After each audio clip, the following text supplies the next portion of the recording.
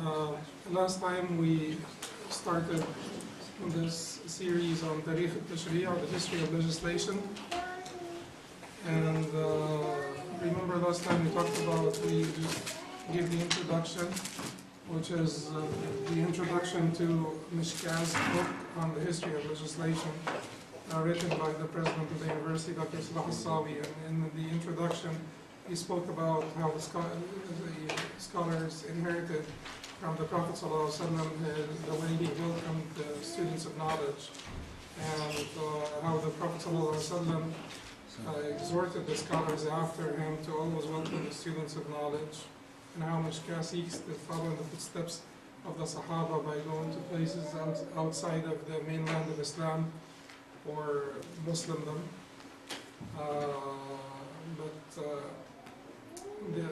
Then we moved on to talking about the introduction to the book itself.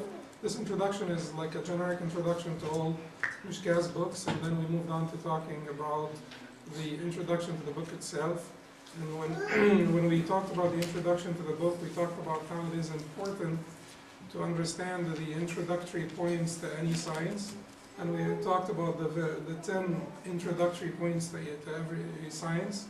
And we sent a document to all of you. You should have received it. It has those 10 introductory points. And those 10 introductory points would be what? If I can get, the 10 from the audience, that would be great. Definition. Definition. Fruit.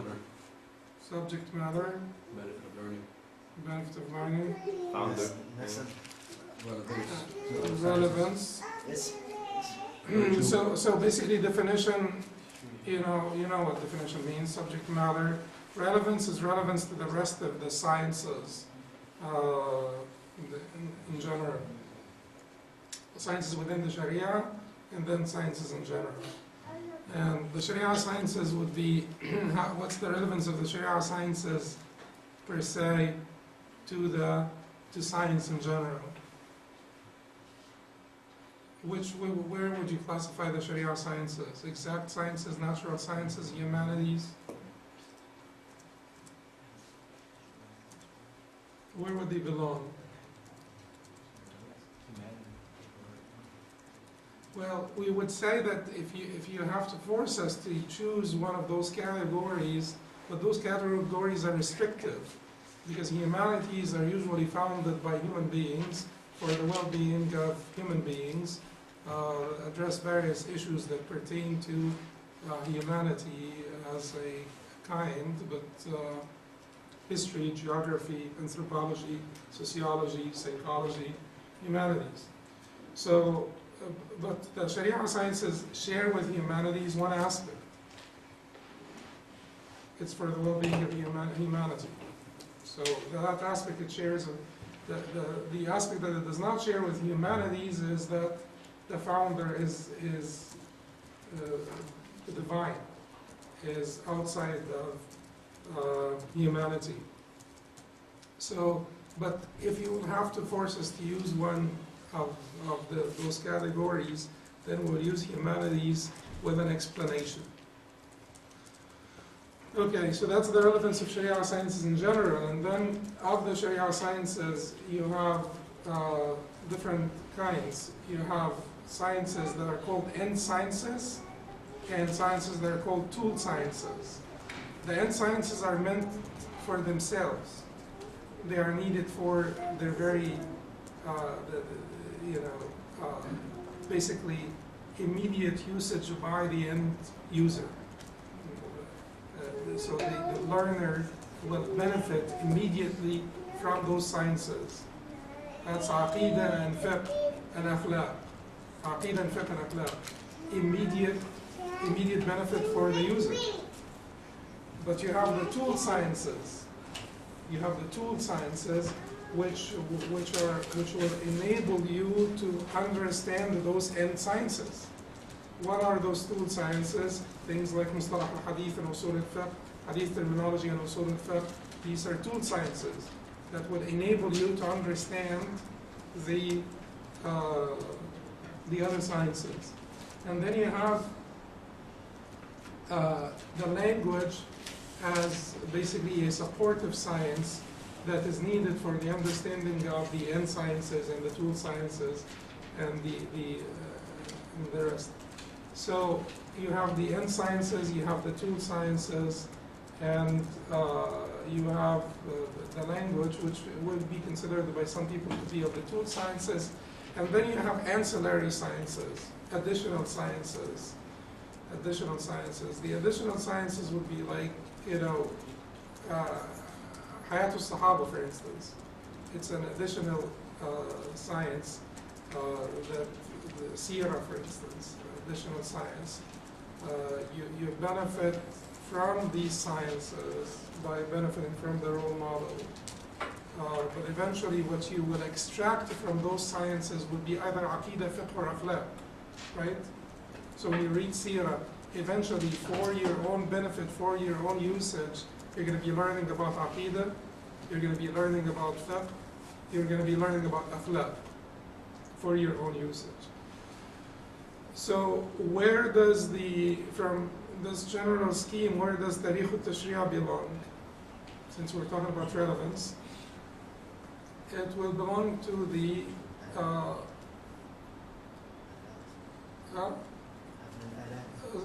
basically, no, it's the additional ancillary supportive sciences, because it is not required per se, like Usul al-Fiqh is required to deduce rulings, to actually produce fiqh. Usul al-Fiqh is required to produce fiqh. Hadith terminology is required to study hadith, but Tarikh al-Tashri'a is not required.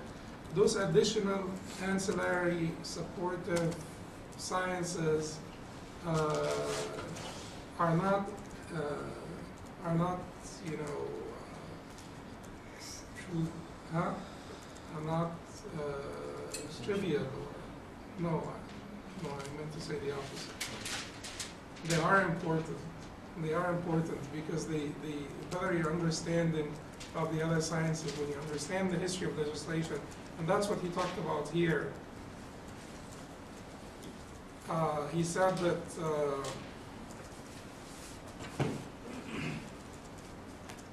although it's uncontested among the researchers in various disciplines that the history of each science does not constitute anything more than an introduction to it.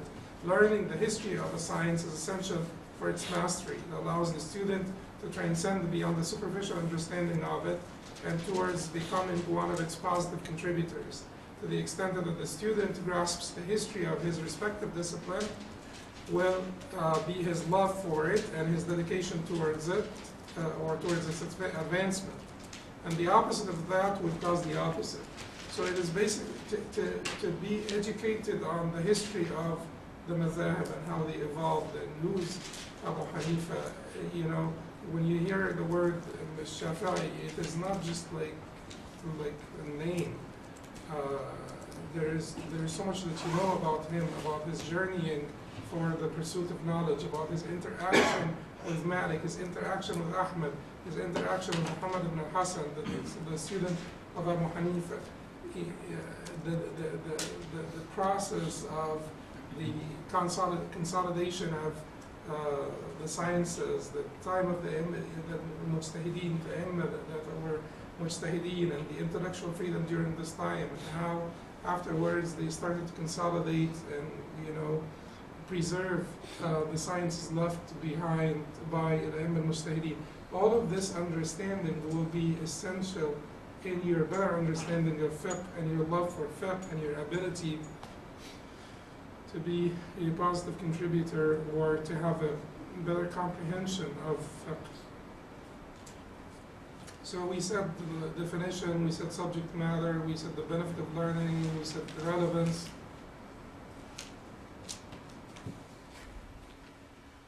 The virtue of fadlu, wal-wada, the founder. Yeah. نسبته وفضله والوضع الاسم, the name of the science, الاستمداد, the sources of the science, حكم الشارع, the ruling of learning the science, the ruling of learning Tarikh al-Tashri'a as well.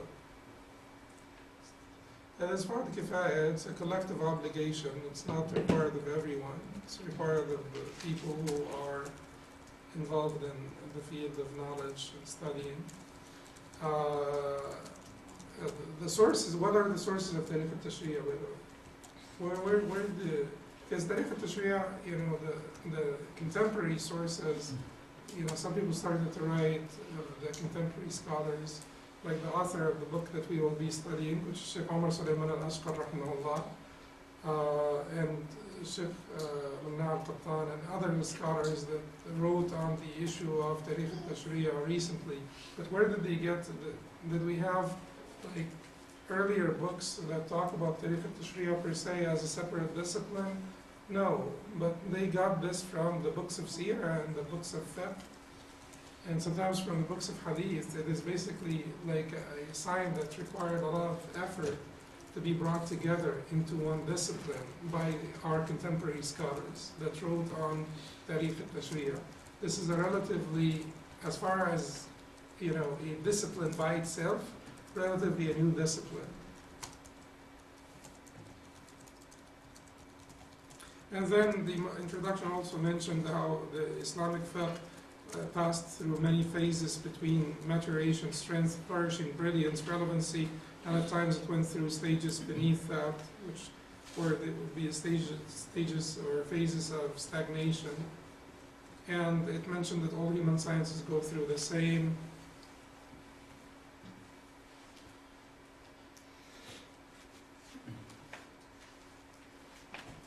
Okay. So basically this will be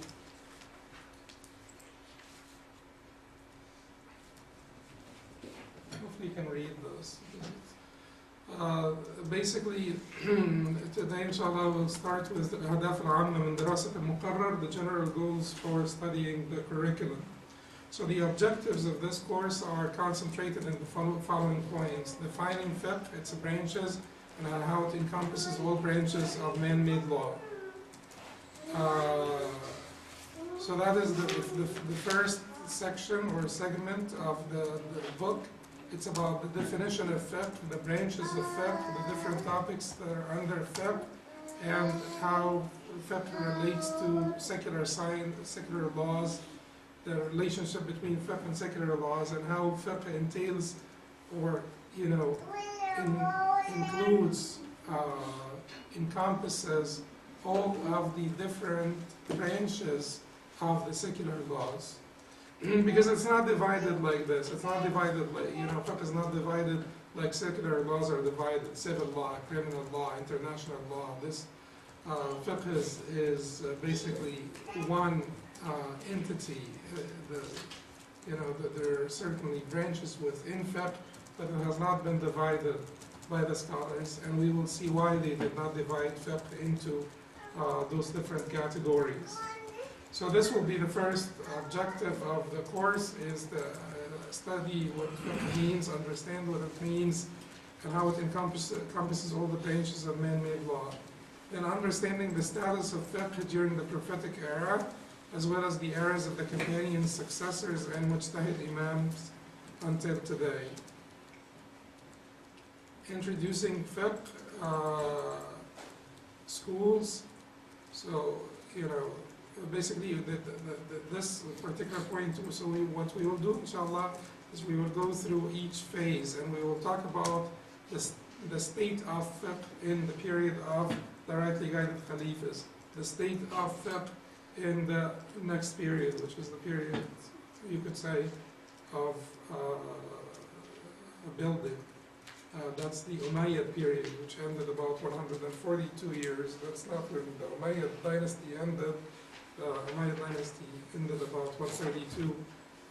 But that's like, you know, basically from the end of the rightly guided Khalifas until about 10 years after the Umayyad dynasty ended. So we'll go through those phases one by one.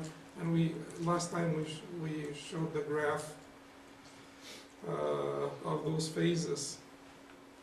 And then introducing the fiqh schools, their conception and their terminologies. And, you know, so this will be like a detailed discussion of the fiqh schools.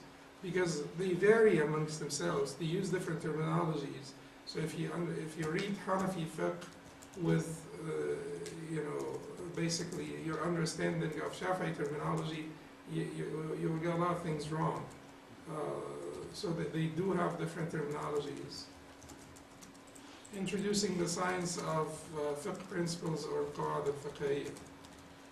Okay, so this is the table of contents, محتويات الكتاب, or the table of contents, and as we said, this book is written by Sheikh Amr Sulaiman al-Ashqar rahimahullah ta'ala, and one of his greatest contributions, and for those of you who don't know Sheikh Amr Sulaiman al-Ashqar, you can Google his name, but you may know him through his series on Aqidah in the light of the Quran and the Sunnah, because that has been translated.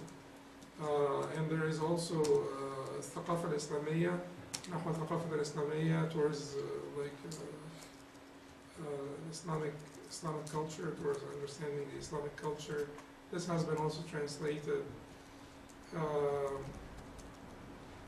But he was certainly one of the greatest authors in recent times. He was given to writing and authoring books, and he had his way of doing this, which was quite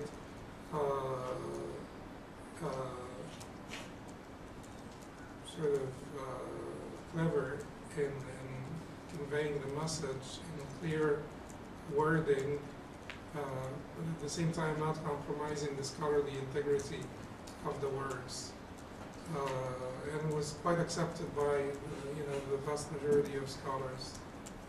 His books, his writings. So the book is divided into the following segments. The first one would be تعريف الفقه وعلاقته بالشريعة والقانون, introducing fiqh and its relationship to Sharia and man-made law. So this is basically, the first one is the distinction between fiqh and Sharia, and between fiqh and man-made laws. And in order for, just like a quick distinction between fiqh and Sharia, Sharia is what Allah intended of the legislation. Sharia is what Allah prescribed. Fiqh is our comprehension of what Allah prescribed. Fiqh is our understanding of what Allah prescribed. So fiqh may contain correct and incorrect positions. Sharia does not have any incorrect positions.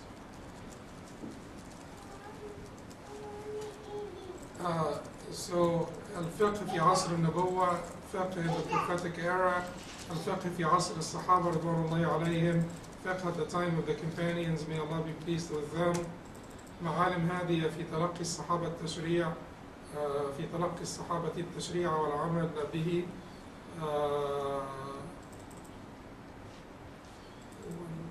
في تلقي الصحابة التشريع والعمل به.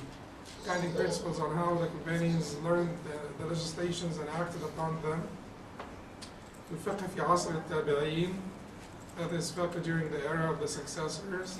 عصر التدوين والأئمة, the era of compilation and the mujtahid imams.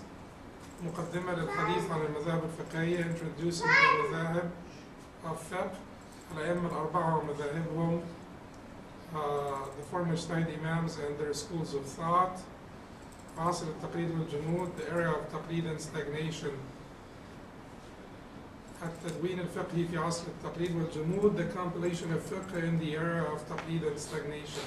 And we said that it is extremely important that we understand that when we say the era of stagnation, that we're not really accusing all the scholars of that era, because there were luminaries of that era that, Ibn Hajar was from that era, Suyuti is from that era, Ibn Taymiyyah is from that era, Ibn Qayyim is from that era, Nawawi is from that era. Last time I told you Ibn Qudama, relatively he died in 620 after Hijrah, so relatively at the end of the previous one, in the beginning of the era of stagnation. But it is important that we understand that we're talking about the prevalence of stagnation, not that each and every one who shot views from that. There's just like great scholars that were from that particular period. Ibn Abdin, is from the, is just many, many, many.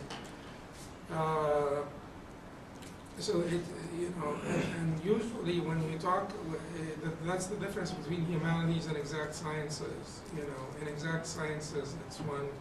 So when you talk about the era of stagnation, this means just stagnation. If you study exact sciences and then you study something like this, and then someone mentions the era of stagnation, you will be under the impression that there was nothing there, during that period.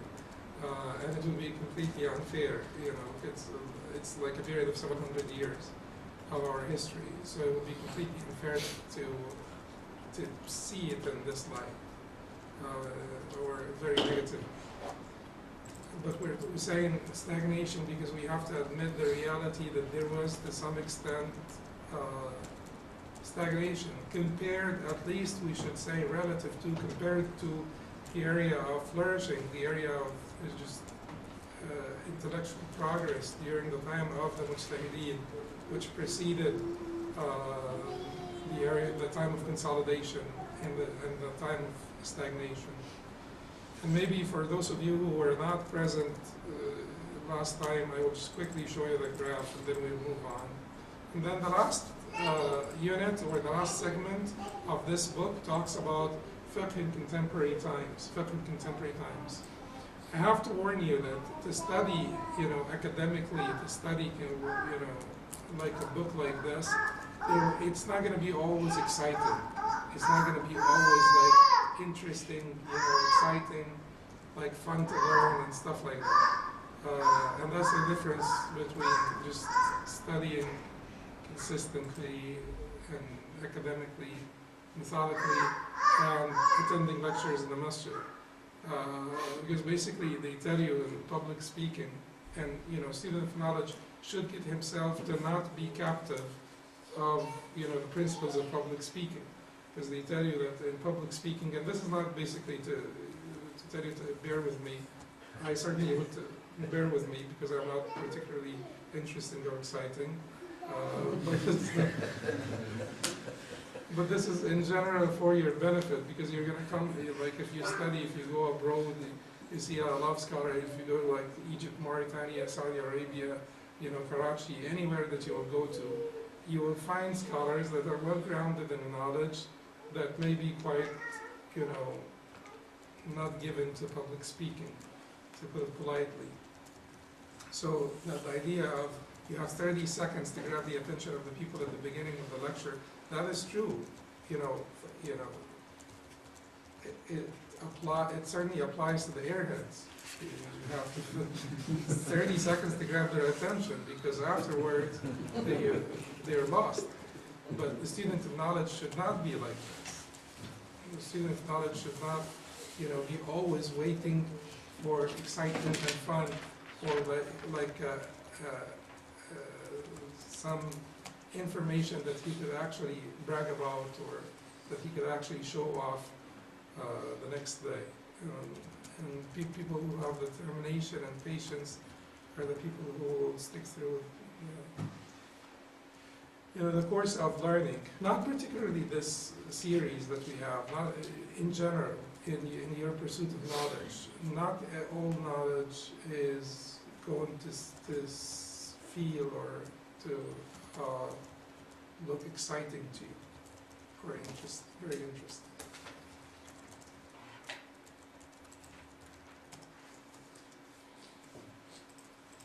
Let me show you quickly the graph.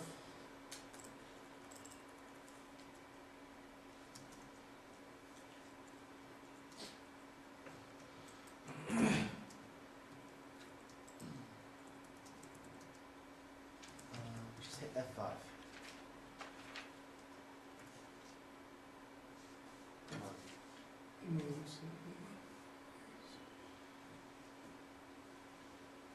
So basically this is fiqh and sharia. When we said that there is some degree of overlap between fiqh and sharia, correct ijtihad in fiqh matters would be the area of overlap between fiqh and sharia. Then fiqh would include, that part, fiqh includes the incorrect positions of the scholars. We cannot basically take them out of fiqh because how could we judge if we are much less knowledgeable than them? So this is the correct ijtihad pertaining to laws. Sharia would be this, and Sharia would also include aqidah and morals in addition to laws. Aqidah and morals.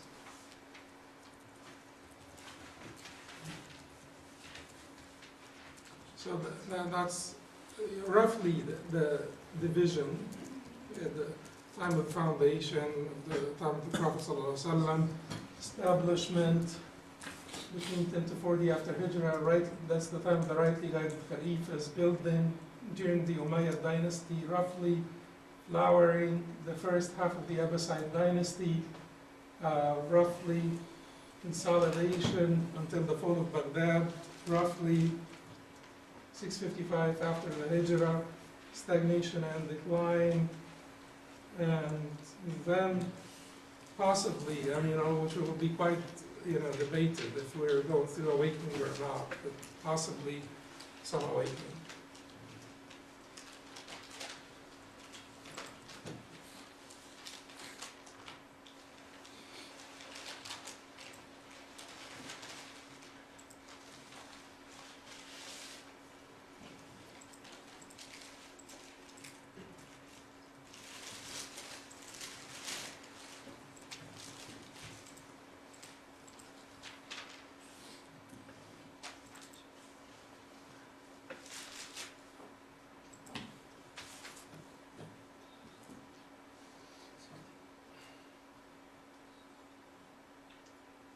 It'll be easier just to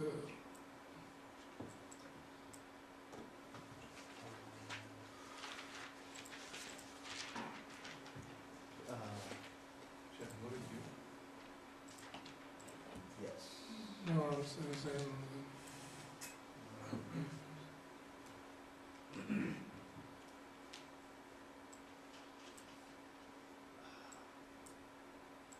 Oh, you lost it. no, I'm good.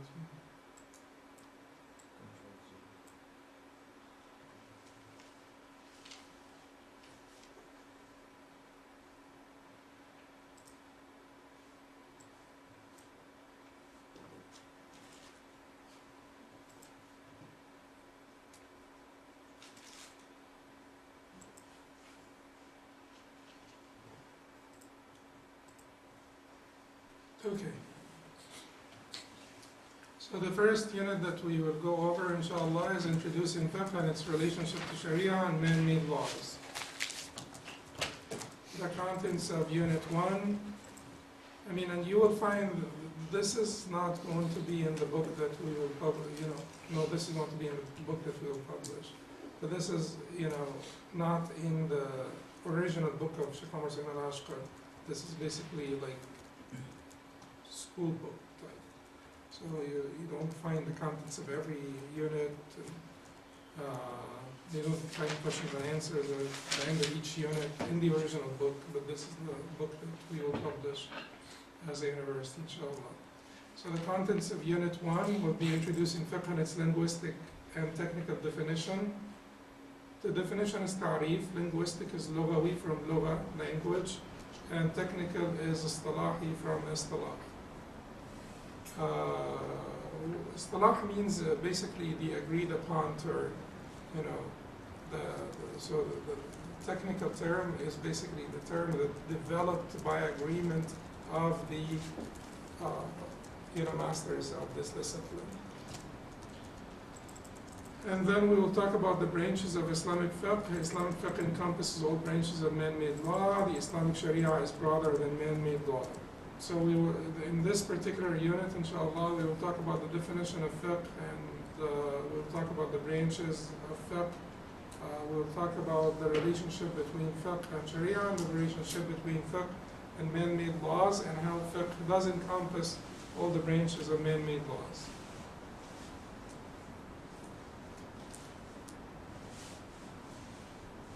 The learning objectives and the basically the importance of this unit, we will skip that because we will go ahead into the unit itself. So defining fiqh, but you will get a copy of this. You'll get your PDF copy of this, inshallah. So it will have everything. So defining fiqh, linguistic definition. So what would be the linguistic definition of fiqh? And I know that for you, some of this or most of this maybe you repeat it for the 100th time or more, but repetition is not bad. So the definition of fiqh, or the linguistic definition of fiqh in Arabic, it means, it refers to understanding or comprehension. Understanding or comprehension. When Musa alayhi salam was commissioned with the divine message at Mount Tur in Sinai, he supplicated to Allah subhanahu wa ta'ala and said, وَحْلُلْ عُقْدَةً مِّن لِسَانِي يَفْقَهُ قَوْلِي. So he was told, he was sent to the people of the Egyptians, people of Fir'aun. And then he asked Allah subhanahu wa ta'ala, and loosen the knot from my tongue that they may yafqahu, which means comprehend my saying. That's the mention of the word fiqh in the Quran. Also, when Shu'aib called his people to embrace what Allah subhanahu wa ta'ala had sent him with, his people said to him, قالوا يا شعيب ما نفقه كثيرا مما تقول. They said, O Shu'aib, in no way do we nafqahu, which means comprehend much of what you said. We don't comprehend what you said. We hear it, and we may also understand the language that you speak, or we do understand the language that you speak, and we hear what you're saying. But ma nafqah, we do not comprehend. So there is a little bit more to fiqh than just knowing. There is that comprehension. At least in although the Arabs eventually will not differentiate between knowledge and fiqh in their usage, or they did not differentiate between the knowledge and fiqh in their usage, but in the first perception of the word, you feel that it means a little bit more than basic knowing or understanding. It is more involved than this. Because Shu'aib was Khatib al-Anbiya. Shu'aib was the most outspoken of the prophets and messengers. And he spoke the language of his people, so they must have, known what he was talking about or what he was saying. But ma nafqah, we do not comprehend. وتقول العرب أوتي فلان فقها أي فهما له. قال الله عز وجل يتفقه في الدين. So as well, the Arabs say so and so fulan was given. Fulan is like a generic name for any person, like fulan. So and so was given fiqh or comprehension of religion. Allah also said ليتفقهوا في الدين. فلو نفر من كل فرقة منكم طائفة ليتفقهوا في الدين. So then it had been that out of each group of you, a ta'ifa, or out of each larger group of you, a smaller group, ta'ifa, will be dispatched to have tafaqquh in ad-din, will go out to have fiqh in ad-din, will go out to have fiqh in ad-din, which is yatafaqahu fi ad-din, to gain comprehension for themselves in their religion. So it's basically a higher level of understanding, yatafaqahu fi ad-din, to gain comprehension in their religion. And then when the Prophet ﷺ made dua for Abdullah ibn Abbas, he said to him, Allahumma allimhu ad-din. Oh, okay, so this is a typo. Allahumma faqihhu fi ad-din wa allimhu at-ta'wil is the correct version. Oh Allah, give him knowledge of the deen اللهم فقهه في الدين. Give him a good understanding of the deen. وعلمه التأويل, and teach him ta'wil, or interpretation of religious text. So the Arabs use fiqh to denote both knowledge and understanding. Al-Fayruz Abadi said fiqh refers to knowledge or knowing a matter as well as having an understanding of it. As well as having an understanding of it. But like I said, in most of the usage of word fiqh, fiqh is a step up from just knowledge of a matter. Then Sheikh here will explain that some of the usuliyun, some scholars of usul, hold a different opinion and say that fiqh is different from knowledge. According to them, fiqh refers to a sharp state of mind that enables one to grasp certain matters, whereas knowledge is an attribute by which its possessor discerns the realities of certain matters with complete certainty. Well, the word knowledge itself, the word ilm itself, is not like a watered down word like we think of it, because you could have ilm. Ilm means, the knowledge that gives you the ability to discern the realities, the true realities, the eventual reality of the various matters with complete certainty. So ilm is opposite to dhann. Ilm is certain knowledge, opposite to dhann, which is conjecture. Ilm was dhann. So in the correct usage of the word ilm, it refers to certain knowledge, knowledge. But fiqh, basically, according to those scholars of usul, fiqh refers to a state of mind, a quality that the person has that would enable him to grasp certain matters that are subtle, that are complicated, that are not very obvious, somewhat ambiguous.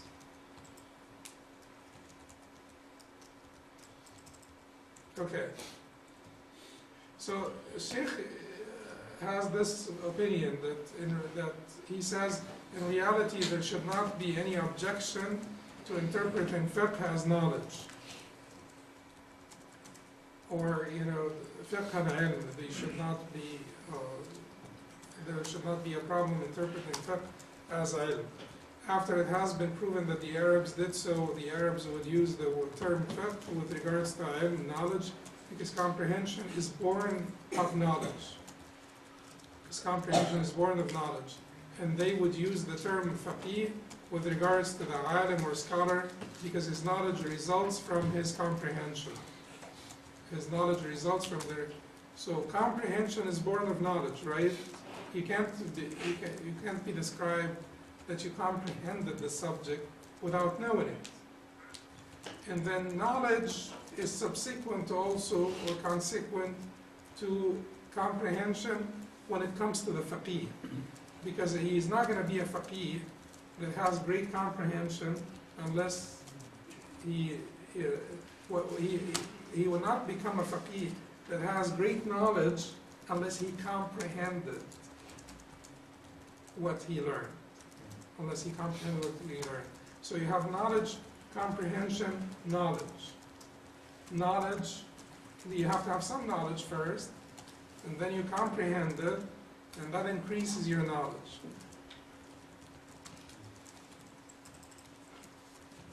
Also, interpreting fiqh to mean comprehension teaches us that fiqh is associated with concepts, not individuals. Concepts are understood, whereas individuals are known. So that's another way to discern between ilm and fiqh, or ma'rifah and fiqh. Fiqh is about concepts. It is about abstract things and concepts.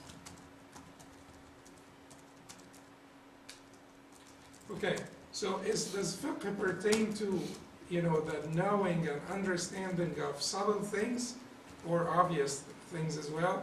So the Arabs did not differentiate in their usage of the term fiqh between clear or ambiguous meanings.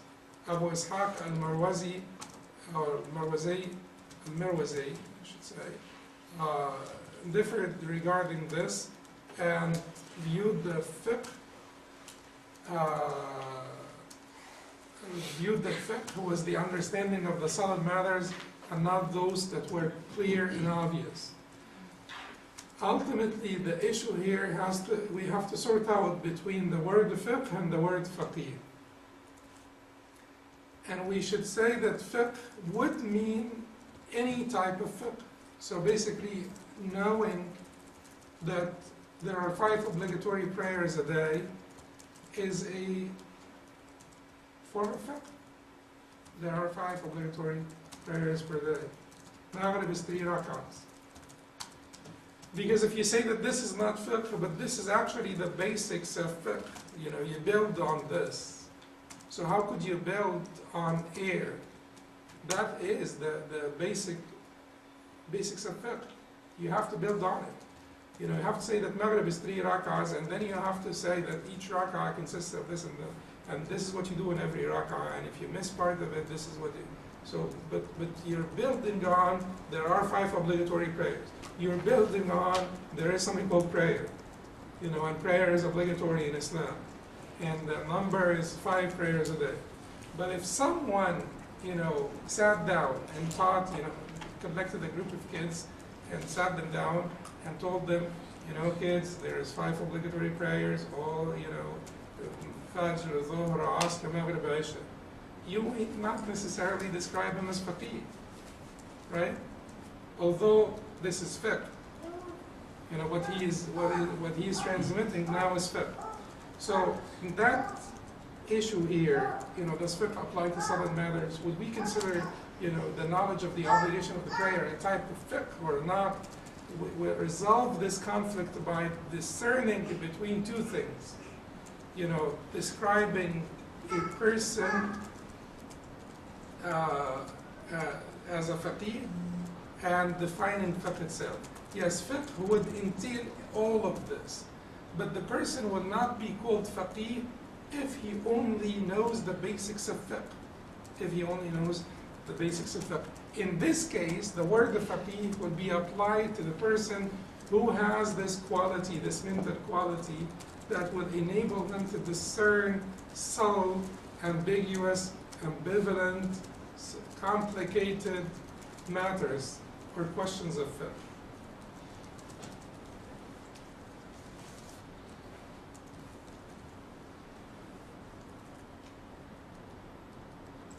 So he's saying here, Shaykh Rahimahullah says here, after he said that the Arabs did not differentiate in their usage of the term fiqh, and he mentioned that Abu Ishaq al-Marwazi Rahimahullah differed and he considered fiqh to apply only to subtle matters, he refutes the position of Abu Ishaq al-Marwazi and says this latter opinion is refuted by the fact that the leading linguists reported about the Arabs that the fiqh simply meant understanding.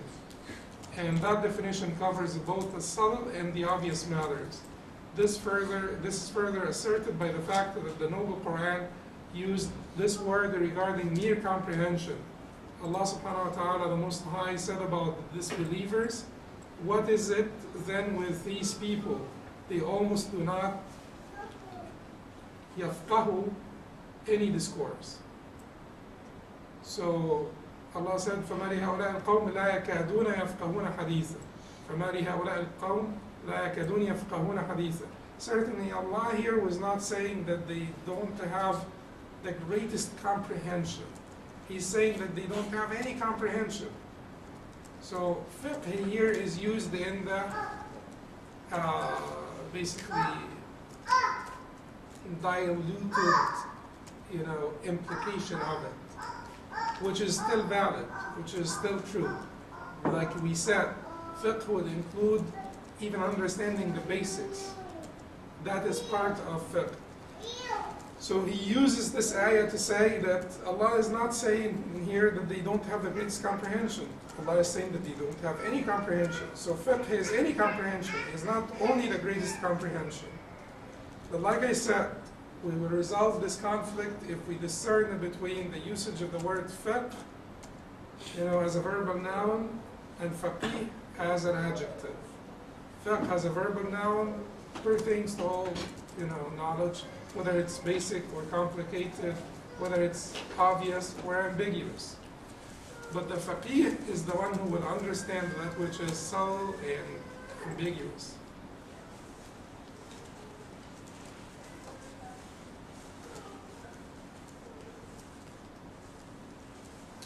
So from a technical viewpoint, fiqh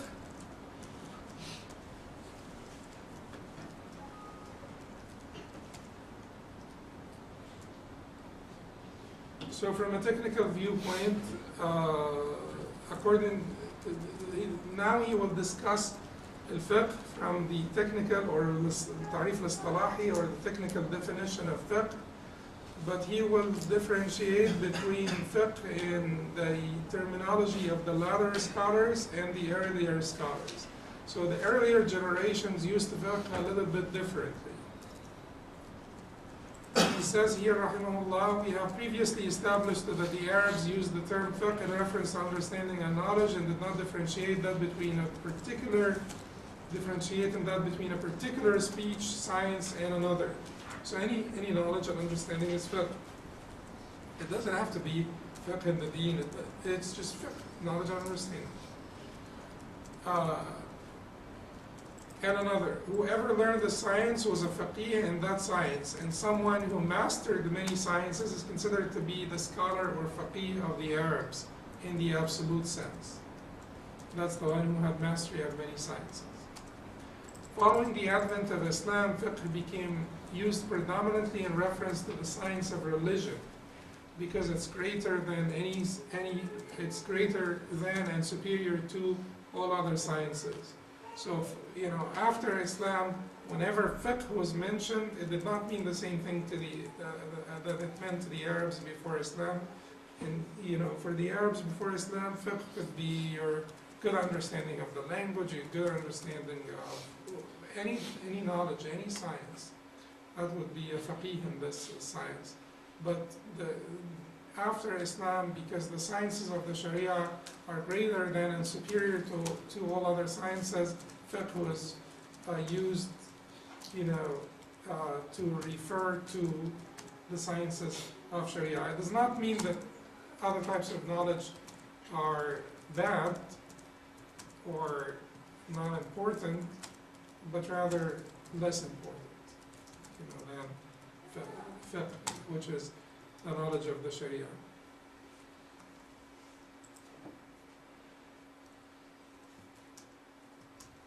Therefore, when the earlier Muslim scholars used the term fiqh, they intended by that the religious sciences.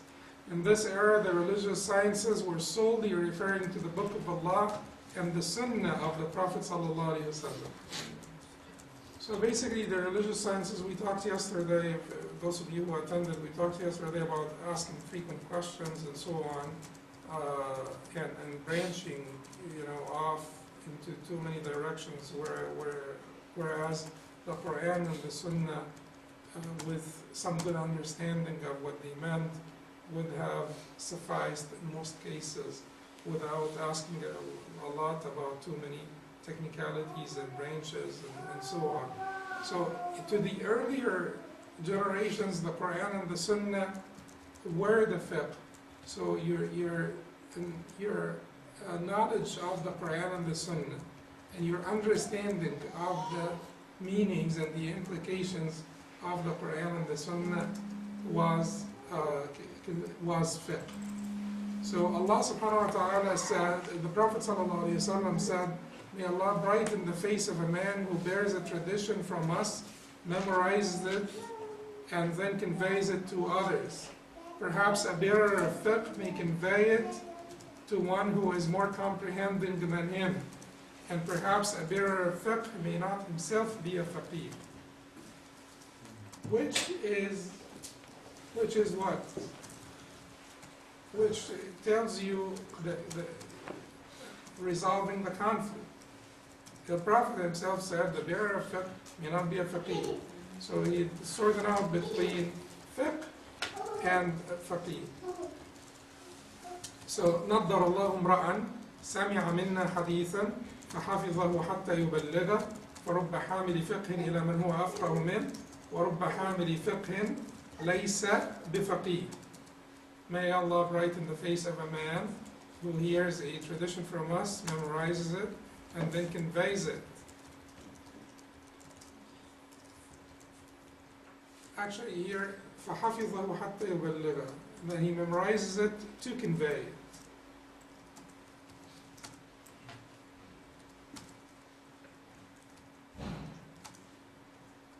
Memorize it to convey it to others. Perhaps a bearer of fiqh may convey to one who is more comprehending than him, and perhaps a bearer of fiqh may himself, may not himself be faqih. So the Shaykh says that this hadith clearly indicates that the Messenger ﷺ was referring to his words that were carried as being fiqh. The bearer of fiqh, what is he bearing here? He's saying, Sami'a minna hadith, and he heard a tradition from us, or he heard something, a statement from us. And so that is the fiqh that he's talking about. The hadith itself is the fiqh that the Messenger ﷺ was talking about. Reflecting on this hadith, it indicates that the faqih is the one who has insight into his religion, the one that has grasped the meanings of the religious texts, the Quran and the Sunnah, and is capable of deducting the rulings, lessons, and wisdoms contained in these texts. Because he said that he is hamil fiqh, but he is not faqih. So he will transmit it to the faqih, who will be able to deduct from it, lessons and rulings and so on and so forth. So that the faqih is not the one who only knows the religious text, but the one who has that mental quality, state of mind that would enable him to deduce rulings from the religious texts. This is indicated in the, and then, subhanAllah, this also can be segmented. So you may be given fiqh in a particular matter. The lay person may be given fiqh in a particular matter that was not given to the faqih. Right? Yesterday we said that Imam Ahmad, when he was asked about who should we ask or whom should we ask after you, he said Abdul Wahhab al-Warraq, which was not really of the most famous students and scholars, or students of Ahmad and scholars, but they told them, they pointed this out to him, and he said, مَعَهُ مِنْ خَشْيَةِ اللَّهِ مَا يَجْعَلُهُ مُوَفَّقًا أَوْ مُسَدَّدًا, that he has enough of خَشْيَةِ اللَّهِ, of Allah's fear, that will make him deserving of guidance. تَوْفِيقًا تَسْدِيد. So here, the idea here is, you may be given fiqh into a particular hadith that will there will be more than the scholar in the technical sense, what the scholar was given in the understanding, and eventually fiqh should move people to act upon it. And al-faqih, as al-Qawnawi says in Mu'jam al-Alfaz al-Fuqaha, al-faqih is the one who knows the evidence on the rulings that he mentions and acts upon those rulings.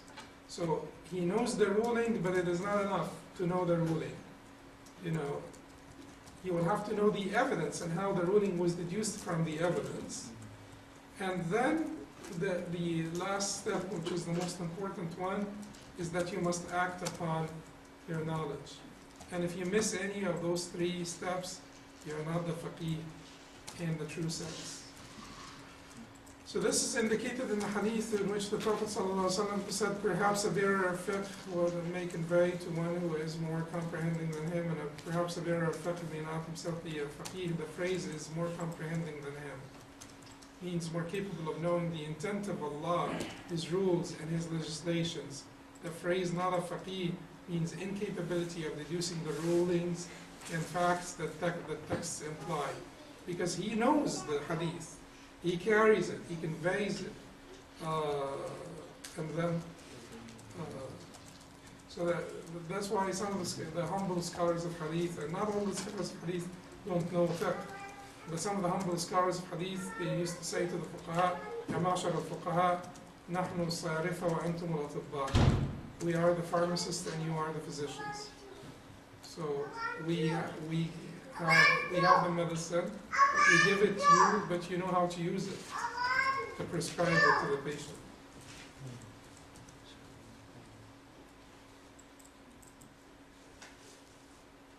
And the fuqaha, plural of faqih, among the companions and the successors were well known. So, you know, the companions used to, you know, point out the fuqaha amongst them. They used to be well known. In the hadith narrated by Al-Bukhari on the authority of Anas ibn Malik regarding the spoils of war that Muslims obtained from the tribe of Hawazin, you know, when the Ansar felt bad because they did not, or some of the Ansar felt bad because they were not given from the spoils of war, and some of the, you know, the new Muslims were given a lot from the spoils of war. The Prophet wanted, sallallahu alaihi wasallam, to reconcile their hearts by this, and they felt somewhat bad. The Prophet sallallahu alaihi wasallam brought them, and he told them, what is it that I heard about you, that you were upset, and so on. And he said, what are these words which have reached me about you? The fuqaha. So it says here in the report, the fuqaha, قال له فقهاؤهم, the fuqaha, the learned among them, said, O Messenger of Allah, as for the wise among us, أما ذو آرائنا يا رسول الله فلم يقولوا شيئا. As for the wise among us, O Messenger of Allah, they did not say anything. Here. ما حديث بلغني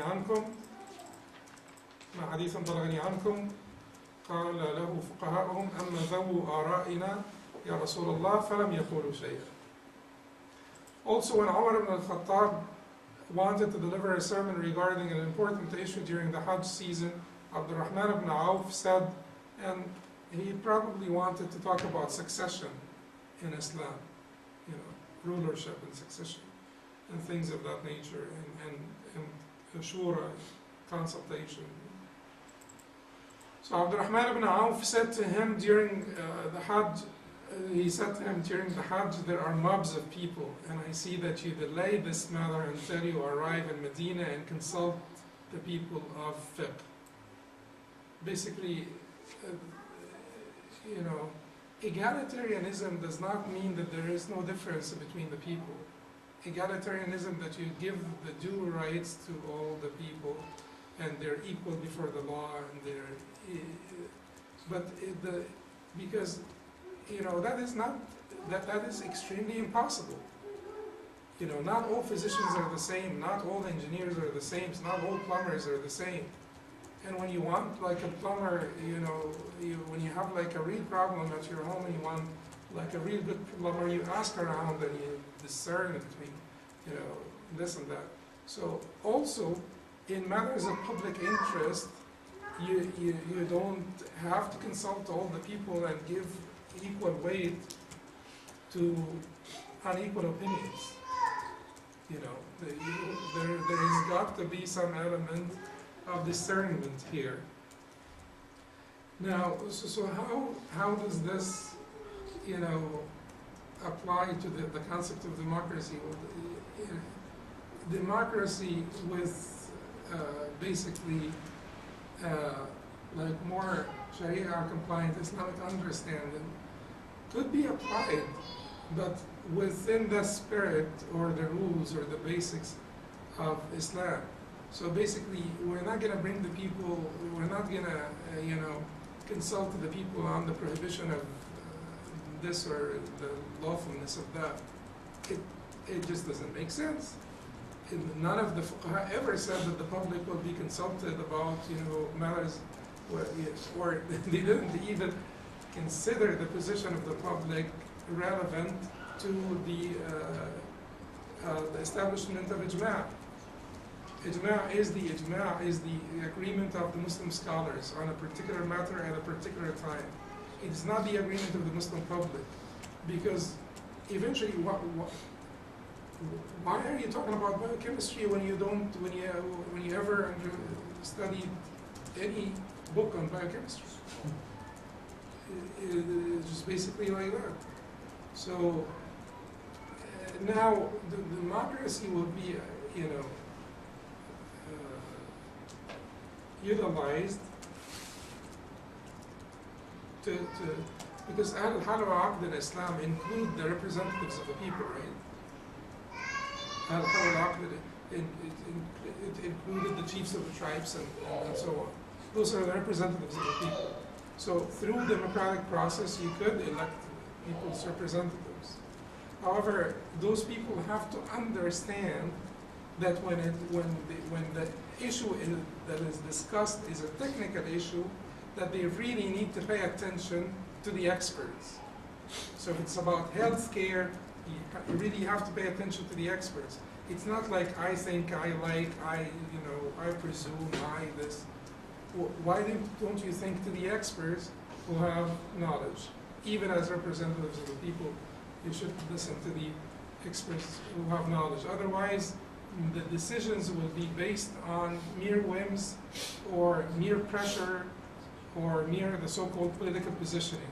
You figure out, where you should place yourself on the political spectrum.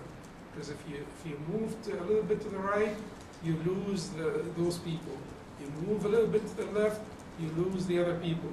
And based on your district, you calculate your own positions based on your district, because your district happened to be liberally leaning, your district happened to be socially conservative, your district, so that political positioning, this is not, how could this be a good process?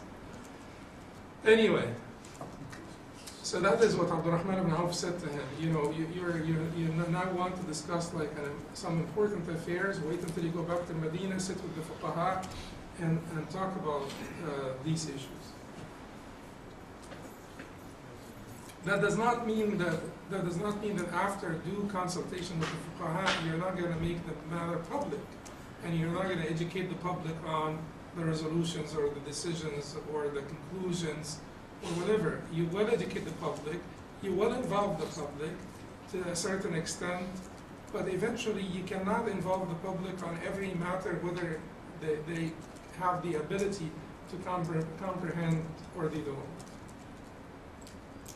Yahya ibn Sa'id al-Ansari, who saw the great successors in Medina like Sa'id ibn Musayyib and a few of the young companions like Anas ibn Malik, said, I saw the fuqaha of our land, Medina, always performing taslim after every 2 rak'ahs of their daytime prayers. When they prayed, sunnah during the day, they did not pray 4 rak'ahs back to back together without a taslim in the middle. They always did taslim after each 2 rak'ahs. As Zuhri said, but he said that he saw the fuqaha of our land. All of this is to say that they distinguished between the faqih and the one who is not particularly a faqih. The word fuqaha was prevalent in hadith literature and in the statements of the companions, the successors and their successors, which refer to the people with deep insight into the religion of Allah and who understand the connotations of the Book of Allah and the Sunnah of His Prophet. The characteristics and qualities of the faqih were manifest and well known. The Prophet ﷺ alluded to some of these qualities in his hadith. For example, he said, one of the signs of a man's fiqh is to lead a moderate life. This was reported by Imam Ahmad in his book Al-Musnad, but the traceable one to the Prophet that is not particularly authentic. The one that is from Abu Darda is Hasan, is sound. But usually the scholars have more liberty because they're using this just to show you a concept, not to prove any new ruling or anything. So they do have some liberty to use hadith that may not be particularly authentic and within that context. So the Prophet ﷺ said, من فقه الرجل رفقه في معيشته. من فقه الرجل رفقه في معيشته. One of the signs of man's fiqh is to lead a moderate life. Rifq here does not mean gentleness. Rifq here means moderation. And in fact, Abu Darda, the version that's traceable to Abu Darda is stronger, we said, right? So Abu Darda had actually spilled something, or something fell, like, some grains or something, and they found them looking for the grains and picking them up one by one. So someone said, you don't have to worry about this, Abu Darda. Someone from the Tabi'een said, you don't have to worry about it. You're just picking. It's like someone who, dropped some rice grains and picking them one by one. So that is what he said to the man when he said that to him. In fiqh الرجل رفقه في معيشته, one of the signs of a man's fiqh is to lead a moderate life, a life of moderation. So he considered this not to be an act of zuhd. He considered this to be a life of moderation, not necessarily zuhd, that he's picking up the grains one by one. So he also said one of the signs, the Prophet ﷺ, this hadith is authentic from the Prophet, he also said one of the signs of a man's fiqh is to say about that which he does not know, Allah knows best. من فقه الرجل أن يقول لما لا يعلم الله أعلم. من فقه الرجل أن يقول لما لا يعلم الله أعلم. One of the signs of a man's fiqh is to say about that which he does not know, Allah knows best. It is also the statement of the Prophet ﷺ here.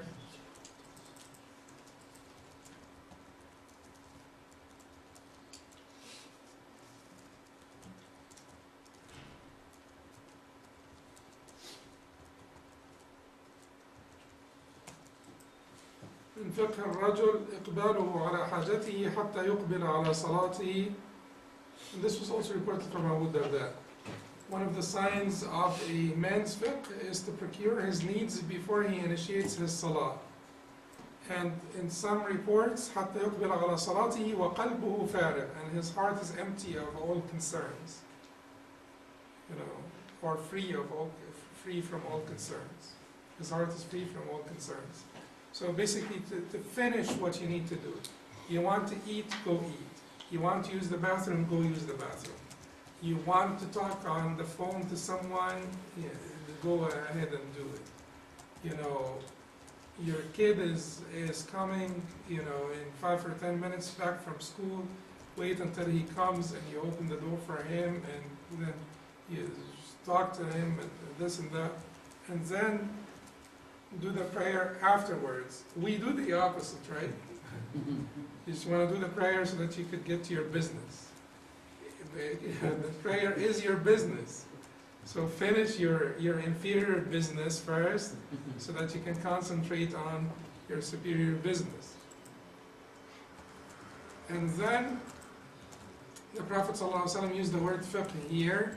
He said, a man lengthening his prayer and shortening his sermon is indicative of his fiqh. إن طول صلاة الرجل وقصر خطبته مئنة من فقهه.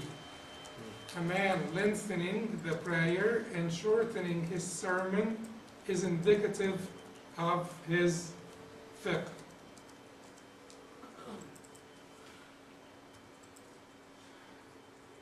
Something that's also quite frequently overlooked, right? Lengthening the congregational salah or his personal salah? Lengthening the congregational salah, that is in reference to Jummah. That you take your time. However, you have to also understand that during the time of the Prophet ﷺ, we used to come out to him 5 times a day to learn. 5 times a day. You would have been considered a hypocrite if you were not seen coming to the masjid. People would really think very bad of you. Abdullah ibn Maktoum, he was blind, and the Prophet did not give him a concession to pray at home. So 5 times a day you have exposure to the knowledge 5 times a day. Then certainly khutbah al-Jum'ah of the Prophet ﷺ, if you go through them, they're very short. But certainly khutbah al-Jum'ah in this case is not for the majority of the people, this is their only meal, per week. So it has to be larger than if they were taking smaller, meals throughout the week. So don't think bad of the khutbah, because it is just the only time they catch those people. Yes. What about with regards to Salat al-Fajr?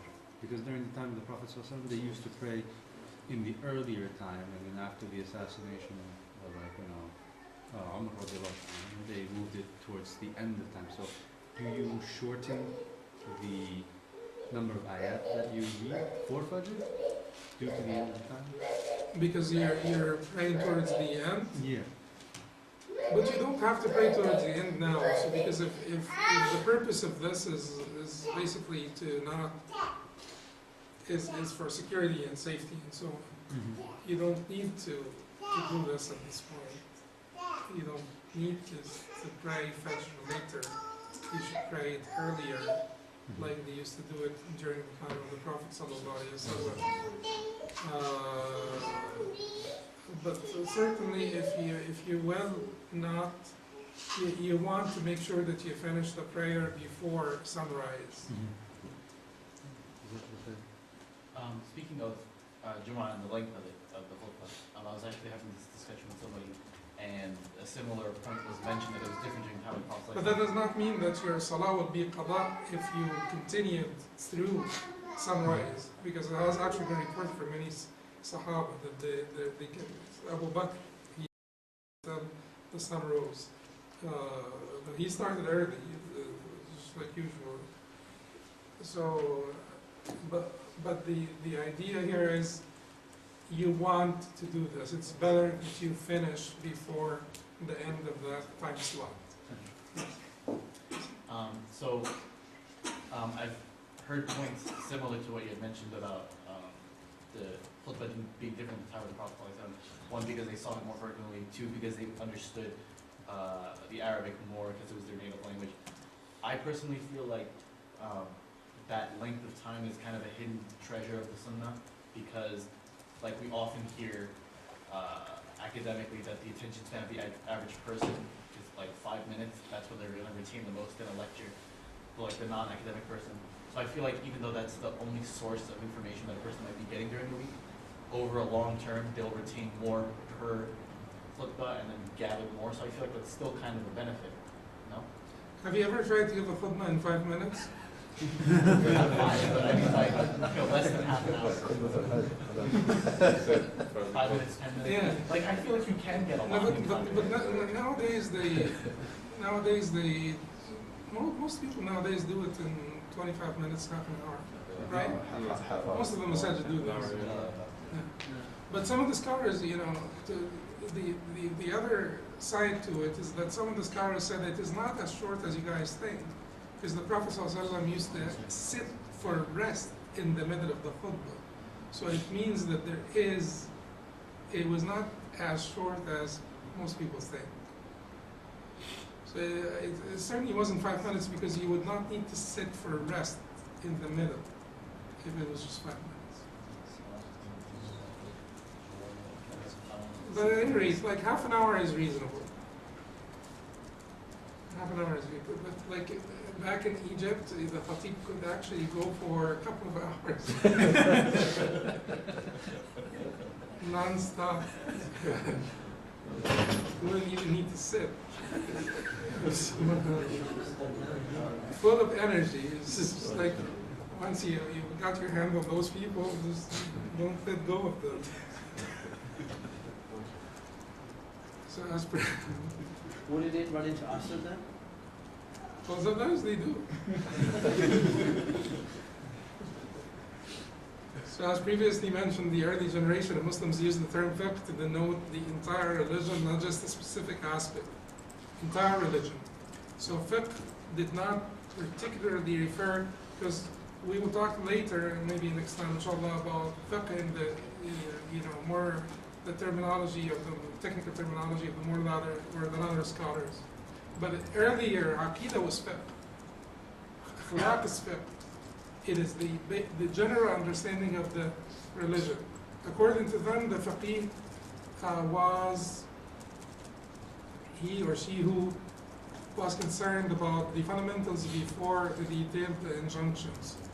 And basically when we say he or she, it is not to be politically correct. Because no one would argue that Aisha was a faqih, and no one would argue that Hafsa was a faqih.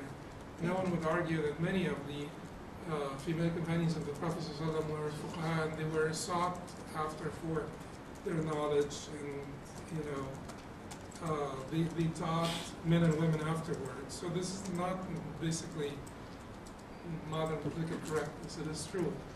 So the faqih was he or she who was concerned about the fundamentals before the detailed injunctions.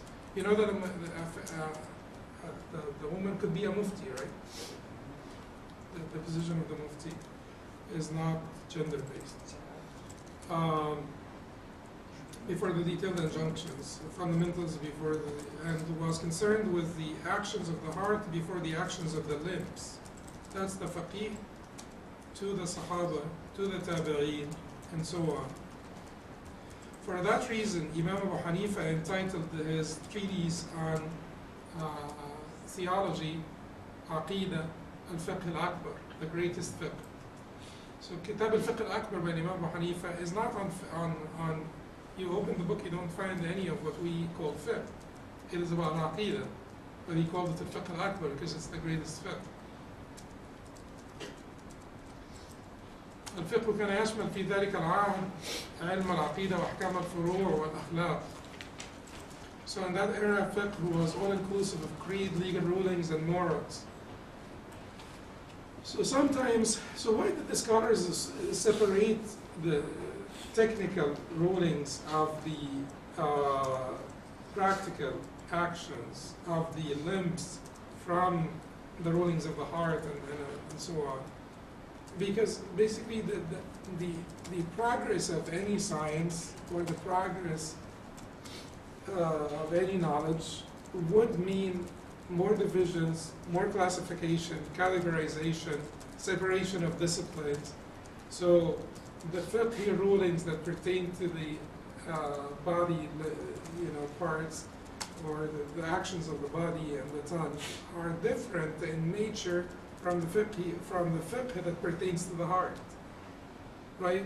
So when you read about ujb, self-conceit, and you read about ahkam al-tahara, and you read about ahkam al-zakah, ahkam al-tahara and ahkam al-zakah are closer to each other than self-conceit, than the talk about self-conceit or not? Yes. They sound very, so that's why they said that this is one discipline, and then these are the other disciplines. This came with a price. Sometimes you wonder, this is the natural progression of things, and it came with a price. So maybe the right mix is to still separate the discipline, but infuse the discipline of fiqh with the talk about the wisdoms of the Sharia, to talk about the importance of the niyyah and so on, and ikhlas. So you just infuse the books of fiqh with that, but you still will need to separate between the disciplines because that's the natural progression of sciences. So Ubaydullah ibn Mas'ud, Sadr al-Sharia, rahimahullah, referred to the sciences of creed and rulings on specific legal judgments and morals he advocated this opinion and he said, oh, so he said that fiqh referred to the sciences of, he said that fiqh referred to the sciences of creed and rulings and specific legal judgments and morals. He said in the early times, fiqh referred to the knowledge of the hereafter, knowing the nuances of the self, aspiring for the hereafter, and belittling the worldly affairs. However, I am not saying that fiqh did not deal with the fatwa or legal edicts and practical rulings. He said that this is what it dealt with. This is what it meant when someone said fiqh and faqih.